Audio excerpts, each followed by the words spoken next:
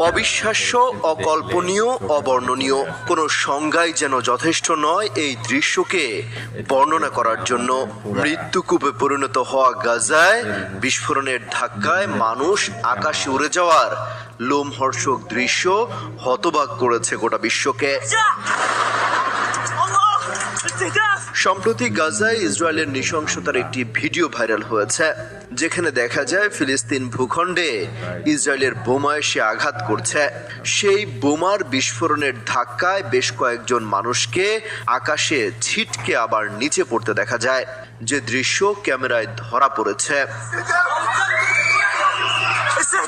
সামাজিক যোগাযোগ মাধ্যম ব্যবহারকারীরা সেই ভিডিও শেয়ার দিচ্ছেন এবং কাঁদছেন। কেউ কেউ নীরব প্রতিবাদও করছেন, প্রতীকী ছবি এঁকে প্রতিবাদ জানাচ্ছেন অনেকে। শুধু মুসলিম বিশ্বই নয়, এই দৃশ্য নাড়িয়ে দিয়েছে কোটি কোটি মানুষের